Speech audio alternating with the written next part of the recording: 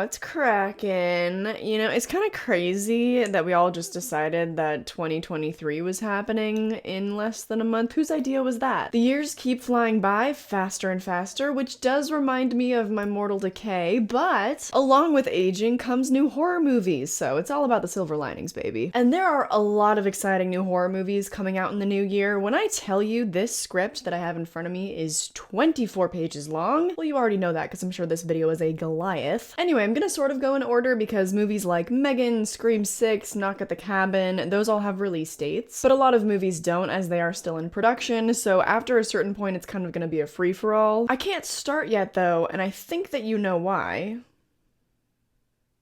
Yeah, I'm looking at you. Are you not subscribed yet, huh, weirdo? If you're part of this cult, then you already know who you are, but that being said, you will have to renew your blood pact before this year is up. It's just part of the terms and conditions. I don't know if I've made that clear before. If you're new here, by making a blood pact, I just mean that you have made sure you're subscribed to my channel and you've liked this video. I bring a real We Are the Weirdos Mr. vibe to this platform that a lot of people seem to enjoy. Anyways, let's kick back and get this started. Grab a drink, grab a snack, grab a bowl if you fancy. Quick disclaimer though, I'm a stickler for going into movies as blind as I possibly can. If I know the filmmaker of the title of the film, sometimes that's all I need to know. Like, I don't even need a synopsis, and especially not a trailer. For movies where I've never heard of the people working on it, or I only recognize one of the names, then that's when I seek out a synopsis and all that. So that's how these movies will be presented today without trailers, just so that I don't unnecessarily spoil anything for anyone. I have converted a lot of my viewers to the whole no trailer thing. And at the very end, I will list my top 5 most anticipated horror movies of 2023 with some honorable mentions. So let's kick things off with the new releases coming in January. First of all, the movie that's taken the internet by storm, Megan. It's impossible to go into this movie blind because she is the new resident internet bad girl. She and Chucky had so much beef when her trailer was coming out and season 2 of Chucky was still coming out. It was a bloodbath. Jason Blum also dressed up like her for a carpet event, and I think that was his Halloween costume too. Love that he's getting into drag. Megan was even on the latest cover of Fangoria, absolutely stunning. There was also a whole choreographed event on the carpet for the premiere to Taylor Swift's It's Nice to Have a Friend, and someone on Twitter said they're doing all of this for a movie that's likely to get 20% on Rotten Tomatoes. Honestly, I don't disagree, but I love the fact that trashy horror is making a comeback, as you'll continue to see as I work my way through this list. The early 2000s are coming back with a vengeance, mark my words. So I'm excited for Megan. I think it's gonna be really bad, but in all the right ways. Apparently that's not the only movie coming out on January 6th though, because another movie called True Haunting releases the same day. And there's no poster for it, at least not on IMDb, despite it dropping in less than a month. You'd be surprised to learn that this movie stars Jamie Campbell Bowers, aka Vecna. That's the only thing drawing my interest to this film because the synopsis is not promising. It's the terrifying story of the first exorcism aired on NBC in 1971. The news segment was a success, but the exorcism was not. Instead, it made things much worse for the Becker family. Bowers is playing one of the leads, Ed Becker, who I can only assume is the father of the Becker family. If you've been around, you know I don't like exorcism movies. I feel like when you've seen one, you've seen them all. Not big on Catholic horror either, so exorcism movies are a pretty deadly combo. And not deadly in the fun way. The next one sounds slightly more promising though, Snow Falls, that will release on January 17th. After a winter storm strands 5 friends in a remote cabin, their struggle for survival causes their sanity to slip. This is apparently only getting a streaming release, and I don't know any of the people that are involved. I do, however, love a good one-location horror movie, and I adore seasonal horror as well. Give me a winter setting especially, and I'll be immediately that much more immersed in your film. So I think that one has potential. I'll keep an eye out for what streaming service it's coming to, and I'll let you know. We have 2 movies coming out on January 27th, the first of which being Fear. Again, not familiar with the director or cast, but it's a movie about a weekend getaway that goes awry because of an airborne virus. Sounds eerily similar to Snow Falls that we just discussed, but I'm not quite as excited for this one. Reason being that I'm not really into virus movies, I never have been, and it also sounds pretty similar to Cabin Fever, and I'm also not a fan of that movie. I'm not an Eli Roth kind of person. It is listed as a psychological horror though, hence why I decided it was worthwhile to give it a shout in this video. I think that I'll still watch it. The last January title that I know of is called Unwelcome, and it sounds kind of like a fun time. Weirdly, it's also about a couple couple that goes away on a retreat together where things go awry. But this time, they're going to Ireland where murderous goblins await them, so sign me right the fuck up. It's releasing to theaters in the UK on the 27th, but online it says that it's also getting a DVD release in early February, so we shall see. This next one is one of my more anticipated of the year. It is Knock at the Cabin, directed by M. Night Shyamalan. Lots of cabin vacation related horror movies coming out this year. I'm like, is it 2012 again? This one has an apocalyptic home invasion twist to it though, so I think it'll be a little bit more fresh. Not to mention it's also an adaptation of Paul Tremblay's book that I've heard is really good and I want to read. The book is called Cabin at the End of the World though. What vexes me most about this movie though is the cast. Dave Bautista appears to be the lead alongside Jonathan Groff and Rupert Grint. Ron Weasley himself is getting into horror movies. You absolutely love to fucking see it. This isn't even my favorite type of subject matter though. I would say home invasions and apocalypse, like dystopia type stuff, is probably some of my least favorite horror subgenre material. However, given that the book is supposed to be amazing and I think the cast and crew are incredible, I'm in. You son of a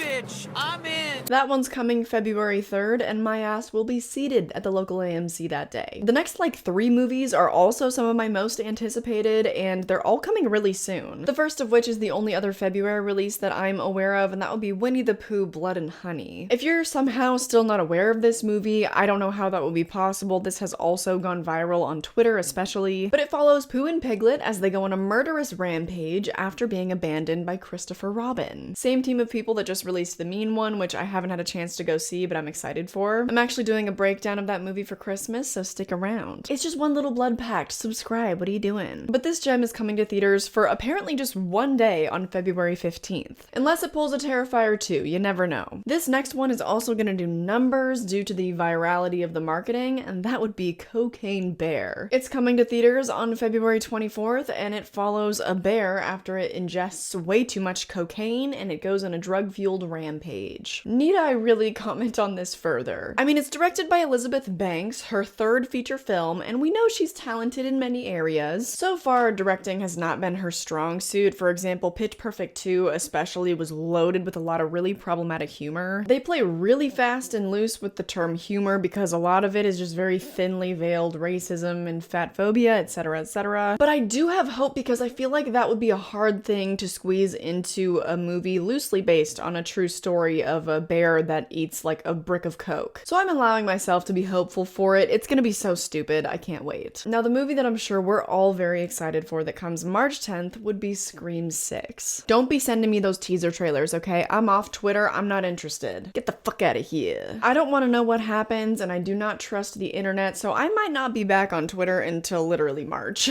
What I will say is that I'm loving this new poster design. I don't think that people were really feeling the whole exclamation mark 2-6 kind of thing they had going on before. The new look for this one is fire. It fits in so perfectly with the M. Like, good job. I'm also so excited for a change in location. I think especially after the last 2 installments took place in Woodsboro, the third movie in Woodsboro overall, it's time for a change of pace. New York is a really exciting place for this franchise. It has so much potential. I want to see a subway chase scene. I want to see a recreation of Jason Takes Manhattan, where instead of Jason in Times Square, it's like Jenna Ortega covered in blood. Maybe she's facing off with Ghostface and all the onlookers think that it's some kind of performance piece. I'm just spitballing. It has so much potential. But I don't want to ramble for too long because this next one, I'm ludicrously, ridiculously excited for. It's called 65 and it's also releasing on March 10th. Sam Raimi is producing and it's being directed by Scott Beck and Brian Woods. The lead is Adam Driver. It's about an astronaut who crash lands on a mysterious planet only to realize he's not alone. I'm freaking out, you guys. I need this movie now. Did I mention the writers/directors are the same guys who wrote A Quiet Place? Did I mention? I can't explain to you how badly I need this movie. Like, I'm gonna start sweating. I hope we get the incredible sci-fi and the masterful tension that we got from A Quiet Place, while also getting some balls to the walls, just crazy adventurous stuff from the Raimi influence. I'm allowing myself to be very, very excited for this one. The next movie, not so much. I'm only mentioning it because it stars Russell Crowe. It's based on a true story story, and it's called The Pope's Exorcist, and it comes out on April 7th. I guess it's based on some real man who performed over 100,000 exorcisms in his lifetime. I don't want any part of that, frankly. So the next one I know a lot of you guys must be excited for is Evil Dead Rise. Directed by Lee Cronin. I don't know of him or any of the cast members, but Sam Raimi did co-write it and produced it. Bruce Campbell is also one of the producers, so we have a couple of the OG boys on the case. Apparently this go around, two sisters will be dealing with flesh-possessing demons. Sounds like most of the Evil Dead movies. I don't really have high hopes for this. I hope they pull out some crazy stops and kind of switch things up a bit. Originally this was going to go straight to HBO Max, but now it's getting a theatrical release on April 23rd, so they must have done something right. This next one, oh,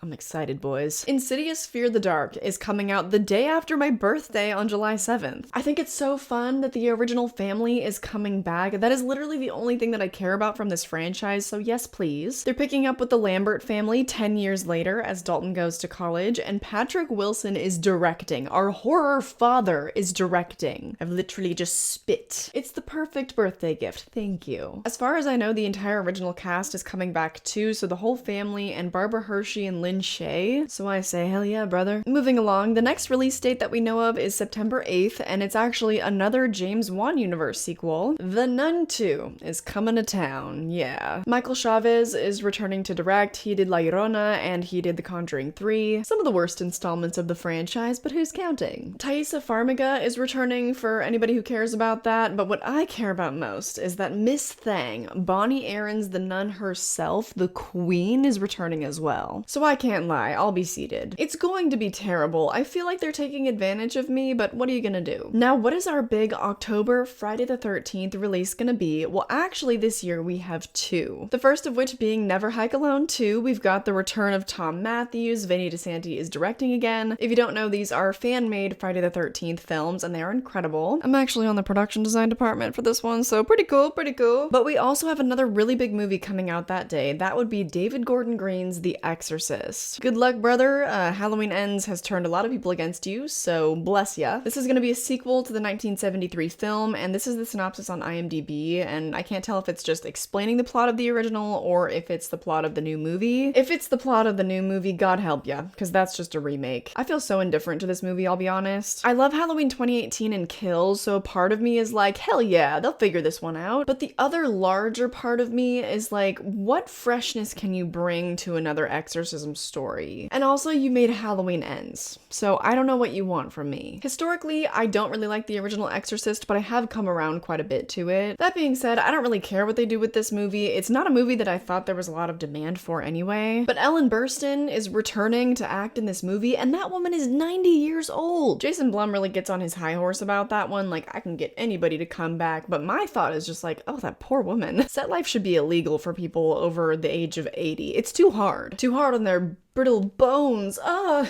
I'm one to talk, right? Ugh. Ooh. Ah.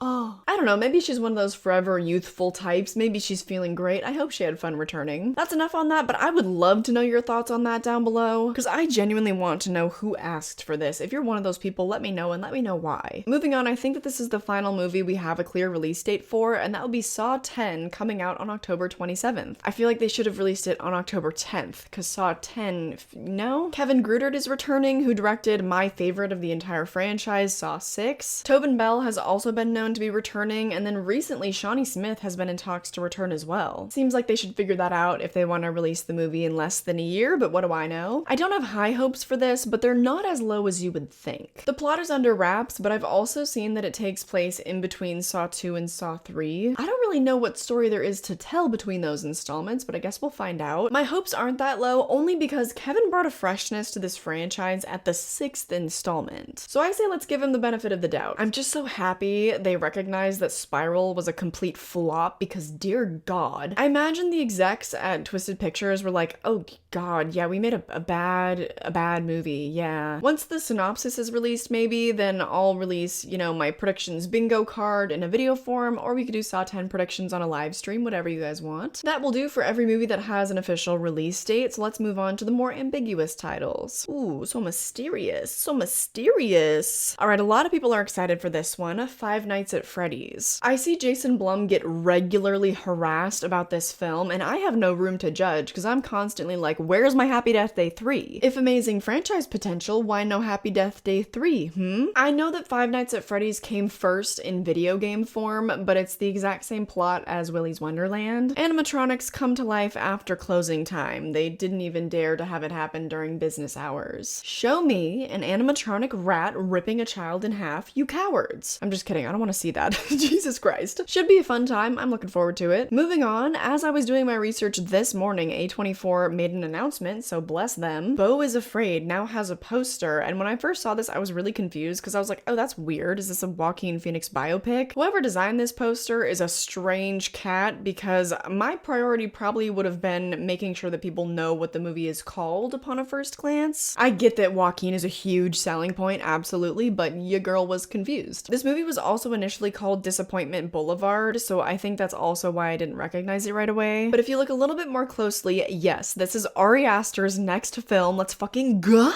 What a wonderful pair of weirdos we have working together, Joaquin and Ari, are you kidding me? Two of the most talented men in show business were like, ah yes, let us combine our innate powers to traumatize people. And you know what? Sign me right the fuck up for that, because Hereditary, Midsommar, Joker, they all traumatized me in the way that I like. I know I'm gonna end up overhyping myself for this one, but sometimes high hopes are warranted. Now, not much about this next one, but it is called Cuckoo and it does have a poster. They're keeping the plot under wraps, but for any Euphoria fans out there, it's starring Hunter Schafer, so yay. That's literally all we know for now, so moving on. Next up is a movie called Deliverance, which we don't actually have a poster for, but it's being directed by Lee Daniels. It will also star Glenn Close and Caleb McLaughlin, so some star power there. It follows a family living in Indiana who discover strange demonic occurrences that lead them to believe their town holds a portal to hell. Ooh, Stranger Things just called, and they want their plot and their second best child actor back. I'm sorry, who's number one? Was that a trick question? But anyway, yeah, it sounds like it might be a little bit more religious and maybe a little less good than Stranger Things. Both stories even take place in Indiana, so that's weird. But wouldn't you know it, this horror thriller is being released to Netflix. Surprise, surprise. Glenn Close has my attention because she's obviously a legend, but she also did that really weird zombie movie for Netflix too. You remember that one? It had a real off-putting vibe to it. Anyway, just found that one fascinating. Moving on. We're getting another Stephen King adaptation coming to Hulu next year. The Boogeyman is being adapted from a short story and a short film of the same name that came out in 1982, so I don't know if it's kind of like a remake situation. All we know is that it's going to be directed by Rob Savage, who directed Host, everyone's favorite pandemic horror movie. I didn't like Host. I feel like I really need people to go back and rewatch it to understand with hindsight that it didn't do anything new. I feel like people just freaked out about it because suddenly it actually was relatable to be spending hours on end on your computer FaceTiming your friends. Unfriended did a lot of that first, but okay. We'll see how he does with a non-found footage Stephen King adaptation. This next one is fascinating because it's being directed by one of my fellow brethren. I don't know the guy, but he's also just a movie reviewer here on YouTube. His name is Chris Stuckman, and he crowdfunded to make this film himself. It's a horror thriller called Shelby Oaks that's currently in post-production but still has no release date. I was immediately taken aback by this cast list because somehow this YouTuber got Keith David to star in his film. Also, another hugely underrated actress, Camille Sullivan, is starring in it too. If you haven't seen her in Hunter x Hunter, by the way, woo, brace yourself. Excellent movie that also stars Devon Sawa. Anyway, sorry, the synopsis of Chris's movie is as follows. A woman's desperate attempt to search for her long-lost sister falls into obsession as she realizes the imaginary demon from their childhood might be real. Okay, Paranormal Activity copycat, I see you. I'll be honest, it sounds extremely generic, like extremely. I don't have high hopes for it, but if they could afford those actors and they wanted to sign on to this film, then maybe there's something to it. I'm glad to see a fellow YouTuber winning though. I'm happy to see that he could make it at all. I mean, that's my main goal, as a lot of you guys know. I'm glad to see that it's attainable. But moving on, we are also still anticipating the remake of Salem's Lot. Originally a Tobe Hooper adaptation that was released in 1979. Now it's a movie that keeps getting delayed with no discernible news. Hope to see that one in 2023, but who the hell knows? So gonna move on to All Fun and Games, which basically seems like Saw, but with kids games and a demonic twist. The reason why this one seemed like it was worth mentioning is because it also stars Keith David, it stars Asa Butterfield, and Natalia Dyer from Stranger Things. I'm definitely more excited about that cast than the premise, because I'm not too big on demonic stuff. I feel like whatever humans can do feels worse, because it's like, well damn, human came up with that. That's how you feel watching Saw, right? It's like this kooky old fucker that's just a genius at torturing people. So I don't think this movie will be as good, but the cast has me intrigued. I don't know how much it really says though, because Asa Butterfield chose to star in that god-awful Netflix movie Choose or Die, so maybe take his casting with a grain of salt. Speaking of actors I like, Kiernan Shipka and Randall Park are gonna be starring in a horror movie coming to Amazon Prime. Totally Killer is about a rebellious teenager who travels back to 1987 where she must stop the person who killed her mother. Time-traveling slasher movie with one of my favorite comedians Randall Park and Sabrina the Teenage Witch. I was baited this year by My Best Friend's Exorcism, which is another 80s whimsical kind of period piece, but that movie was ass, to be frank. I'm hoping this movie will have more of a freaky vibe just set in the 80s, because that's kind of what I read from it. It's a dark comedy, one of my favorite subgenres, so I'm gonna hold out hope. The Parenting is up next, which also sounds really generic, but the cast is intriguing again. Lisa Kudrow of Friends is starring alongside Parker Posey, and it's listed as a dark comedy that's coming to HBO Max, so I'm really excited even if the synopsis is boring, because a couple rents a countryside house for a weekend getaway again when they discover it's inhabited by a 400-year-old poltergeist. Another vacation horror with a paranormal twist.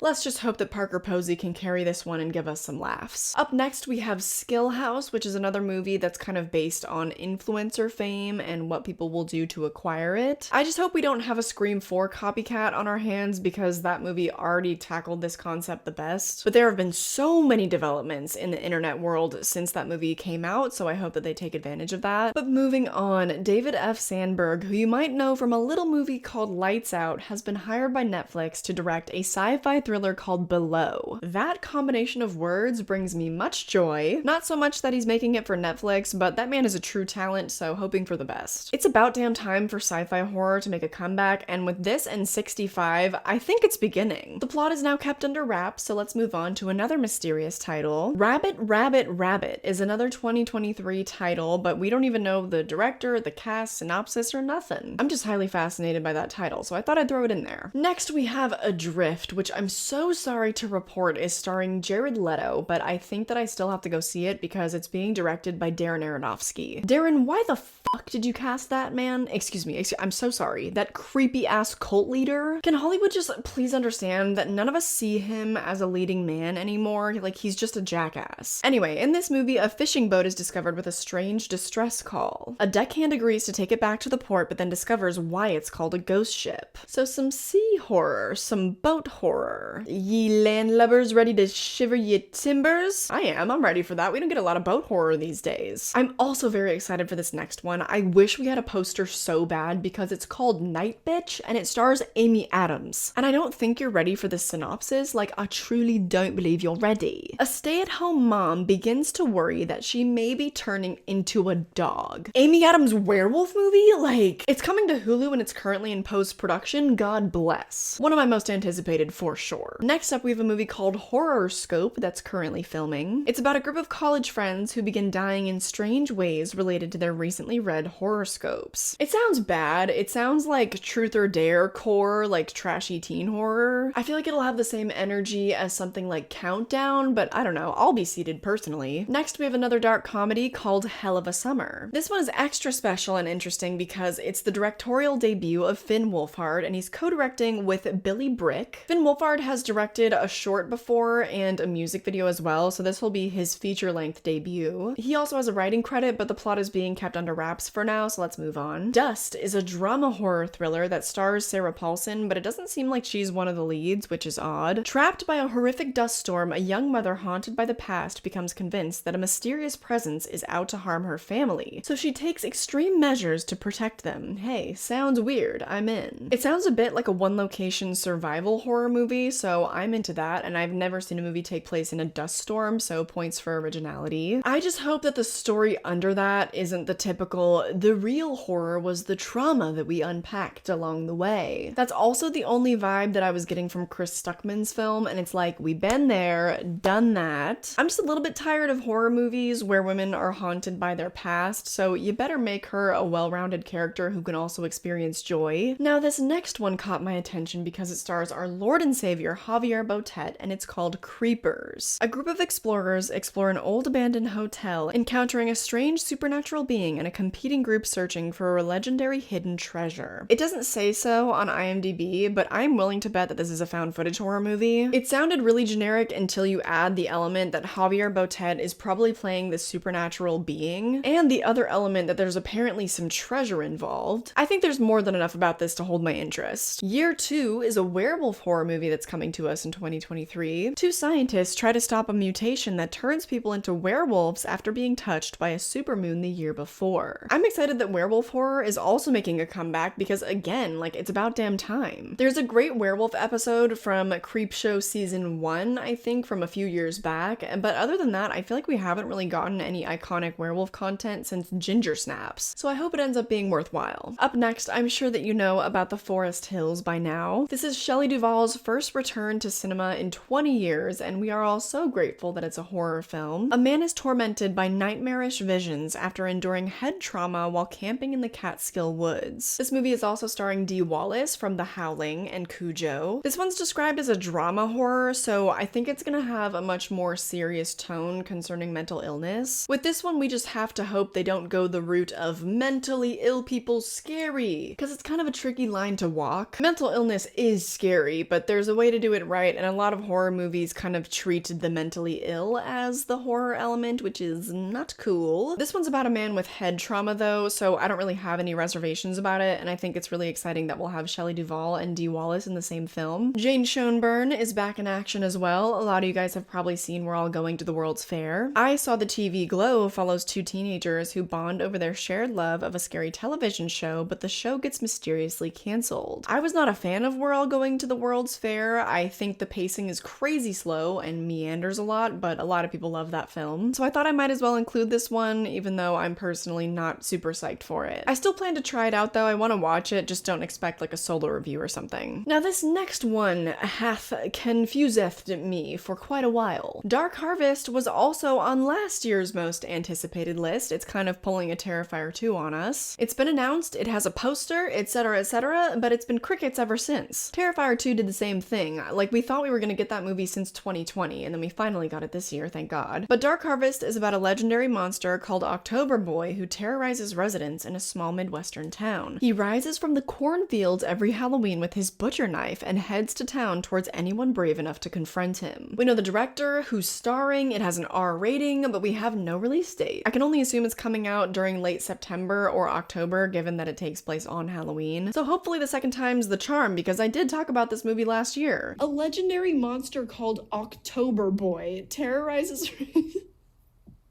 I'm sorry, October Boy. Also, October Boy? Are you kidding me? I want that on a shirt. I am an October Boy.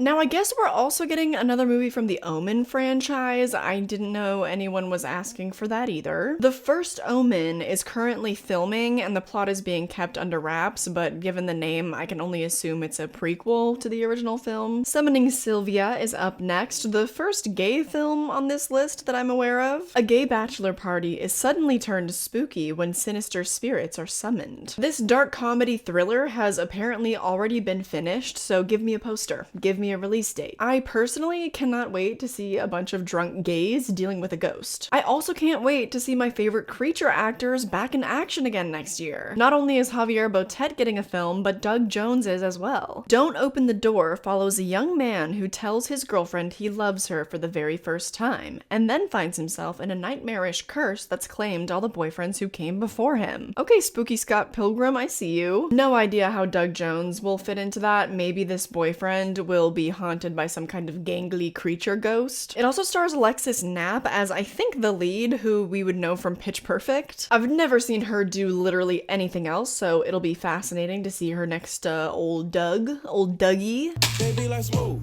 what? Can you teach me how to Dougie? Apparently, we're also getting a Hell House sequel in 2023. Hell House 4 is coming to town. This one will follow the complicated relationship between two high school locals and the Halloween attraction Hell House. I've only seen the first Hell House movie one time and it scared the shit out of me. I've avoided the sequels because I just feel like there's no way to top the original film, but I feel like next year I might finally get into them. We have another Terrifier 2 type mysterious title in Cello. I also talked about this one last year because I was excited for it. It had been announced. It's being directed by Darren Lynn Bousman of the Saw franchise, and Tobin Bell, also of the Saw franchise, is starring in this movie. An aspiring cellist learns the cost of his cello is a lot more insidious than he originally believed. So given who's involved, I'm like, okay, so we're gonna get some Hellraiser-esque gore with a man who is becoming his cello. Might have sort of a dark black swan vibe to it. That's what I'm hoping for. Now, if we could get a release date, that would be nice. It's in post-production. Let me know. Pete Davidson is sticking with the horror genre yet again in a new release called The Home. This follows Max, who realizes that the residents and the caretakers in the retirement home he started working in are hiding sinister secrets. I'm excited for this one because The Manor came out last year and I surprisingly really loved that film. I know it wasn't widely liked, but I just adored it for whatever reason. And I feel like retirement home horror has a lot of untapped potential. So I'm pretty excited for that one, and hopefully Pete Davidson has a better role than he had in Bodies, Bodies, Bodies. Now I know that some people are psyched for this next one. Cult classic The Strangers is receiving its third installment next year. A young couple have driven cross-country in order to achieve a fresh start and end up in an Airbnb in Oregon. They find themselves terrorized by masked assailants. It kind of feels like Barbarian has led to the Airbnb-ification of horror, unless that was the plan before, but otherwise this sounds like the exact same as the original The Strangers. I don't find that exciting. I don't even know if I'll watch this movie. I do have good news though. It's a great day for annoying people. Horror king Justin Long is starring in yet another horror movie next year. It's called Spin the Bottle. This is the story of a group of teenagers in small-town Texas who unleash a deadly force after playing the famous game in an abandoned house where a grisly massacre once took place. This is also giving Truth or Dare vibes. Put Justin Long in all the trashy dark comedies, I beg. I love that he's leaning into it now and he's kind of returned to the genre. I mean, not that he ever really left, but I feel like it kind of started last year when he was in the season finale of Creepshow season 3, and then this year we got Barbarian and House of Darkness, and then next year he's gonna be in Spin the Bottle and something else pretty exciting. He's been cast in the new Goosebumps TV series. What?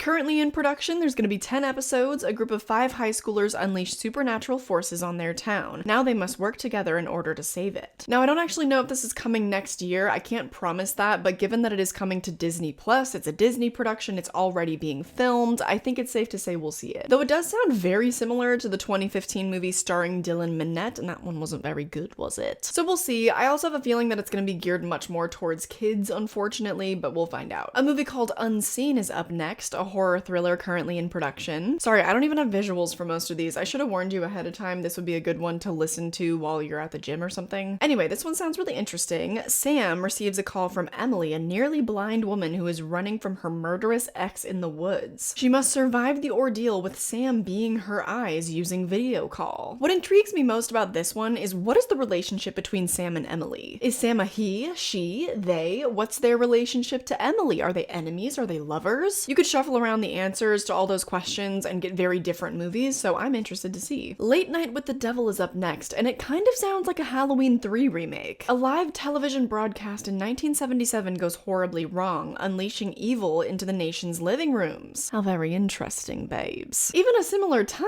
period? I mean, what's going on? I also wonder if it's less Halloween 3 and more the Fox Newsification of America. Did you hear that they've completely lost their credibility according to NewsGuard? Like, they're in the red. So I wouldn't be surprised if someone thought to themselves, hey, we should make a horror movie about Fox News. That would be fun. But who knows? Could be completely unrelated to Halloween 3 and that other garbage. The next one caught my eye because it has the same name as a Mark Duplass film. Baghead follows Kevin, who is haunted by grief and questions that only the deceased can answer. He's introduced to Baghead, a shape-shifting witch who can channel the dead and maybe provide Kevin with the answers he needs. Very different to Mark Duplass's film Baghead, which I actually do recommend recommend. I know his stuff is way too niche for most crowds, but he's got a fucking brain on him. That's not relevant. I don't know what the tone of this movie is gonna be, but I have a sinking hunch it's gonna be a little bit too self-serious to the point where it's stupid. I hope I eat my words, but who knows? This next one is again an enigma. There is an untitled Pet Cemetery project somewhere in the works. I'm pretty sure I talked about that one last year and we still don't even know what the situation is. I mean, So next up we have the Georgetown project, in which a troubled actor begins to unravel while shooting a horror film. Yeah, I'm very excited for that. I have a feeling that it's gonna be very cerebral, very psychological because it's listed as a thriller. And of course it might be a bit meta because it's a horror movie about making a horror movie. I do have a little bit of concern about them accurately representing a horror set. In my limited experience, horror sets are the best ones you can possibly work on due to the empathy kind of required to make a good horror film. You have to have such a good grasp on human emotion and what makes people afraid or uncomfortable, and so I feel like people who are super empathic just kind of naturally gravitate towards making horror. So with that, naturally you get the most empathetic and comfortable sets to work on. There's so much concern for the actors because they have to be crying or covered in blood and prosthetics for hours on end. And again, in my limited experiences on horror sets, my comfort as a creature actor is always taken into account. It's always top priority. So I hope that's something that comes into play, maybe as it contrasts to the horrible stuff that's going on in this actor's mind. There are so many interesting avenues to explore with that. Or they could go the less interesting route, in my opinion, and depict more of a Stanley Kubrick-like set, you know, where the director is literally causing psychological and physical damage to the actors. We'll see. Speaking of psychological impact, this movie has no information, just a poster. Time Cut looks really interesting to me because it also looks like it's gonna be kind of trippy and cerebral. Anytime you mess with time, I'm gonna be interested, and this looks like a movie where they are manipulating it in some way. It's being directed by a woman named Hannah McPherson, and this appears to be her feature-length directorial debut, so hell yeah. Let's support another woman in the industry. Big ups to you, Hannah. Congrats, can't wait to see your first film. Lovely, Dark, and Deep is the title of the next film, and just right off the bat, it makes me feel like I have an immature mind, because you know where my mind is going right now. This one also caught my eye though because it's being directed by a woman, and you could probably recognize the queen on the poster. Georgina Campbell from a little movie called Barbarian appears to be the lead of this film. Lennon, a new backcountry ranger, travels alone through the dangerous wilderness, hoping to uncover the origins of a tragedy that has haunted her since childhood. I'll be honest, the plot is not as much of a draw for me, but I'll be there to support the girl. In this next one, I'm drawn in by the story completely. It's called Founders Day. A murder mystery surfaces in the midst of a heated mayoral election in a quaint New England town. Give me all the New England horror. I'm literally begging at this point. In Wednesday, we saw some of this. There was some poignant commentary about the whitewashing of colonialism on the East Coast. That is such an untapped market of ideas of real-world horrors. And this movie sounds like a whodunit mixed with the New England vibe. I'm so here for it. I don't recognize anyone on the project, but it's listed as a horror mystery thriller, and it's currently in post-production, so I think we'll see it in the next year. This next one is one you've probably been waiting for me to cover, and lucky you, I saved it for the last movie of the day. Infinity Pool, directed by Brandon Cronenberg, starring Mia Goth and Alexander Skarsgård. Who's excited? Can I get a little commotion in the chat? James and M. Foster are enjoying an all-inclusive beach vacation in the fictional island of La Tolqua when a fatal accident exposes the resort's perverse subculture of hedonistic tourism. This movie is probably going to be horribly disgusting, and maybe I won't be able to handle it, but who cares? I hope that we get to see Brandon Cronenberg kind of developing his own stamp, his own style, because Possessor just felt like a David Cronenberg film, but I'll be seated for it, you bet your ass. But with that, I am done with this list. I'm sure that there are a load of TV shows that I probably missed, but I think that I have done more than enough for this one video, because now we're not even done. It's time for me to rank my top 5 most anticipated horror films of 2023. My honorable mentions are The Georgetown Project, Cello, Insidious 5, and Spin the Bottle. I am really excited for Insidious 5, but I knocked it down a bit because, you know, sometimes when you get to the 5th movie of a franchise, it's not so good. Knock at the Cabin is also a very close honorable mention. It made it towards the top of my list as well. I think this movie will be really good, but my only reservation is just that apocalypse type movies aren't typically for me. Also, Old was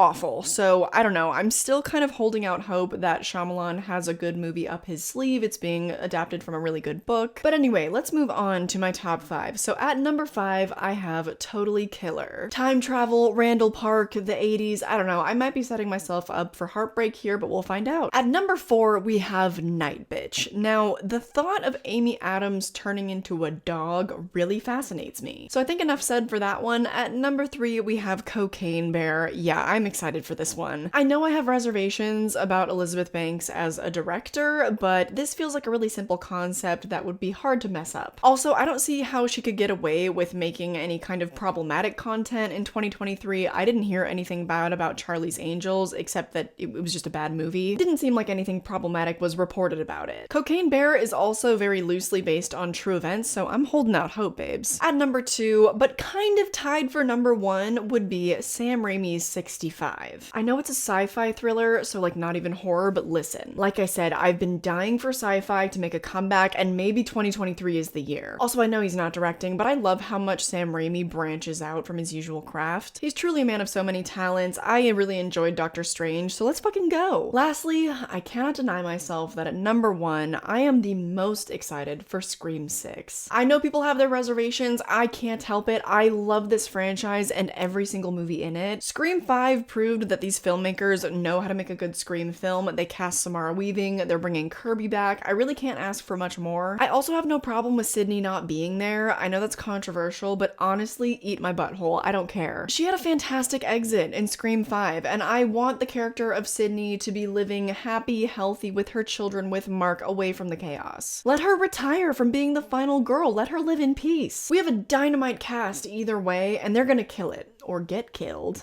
So there you have it. These are my top 5 most anticipated horror movies of 2023. I hope that you enjoyed this list. If you made it to the end, let me know what you're most excited for down below. Maybe give me your top 5. If you want even more content from me, yes, it is time to thank these lovely people, my patrons. You can join us down below. If you want 4 to 6 bonus videos every single month, that's where you can find them. The most recent one would be my thoughts on Christmas Bloody Christmas and A Wounded Fawn. All my patrons have already seen that video. If that's not for you, the rest of my social media is also listed down below, so have fun, go nuts over there. Stay excited, stay groovy and funky fresh, and I'll catch you in the next one. Bye!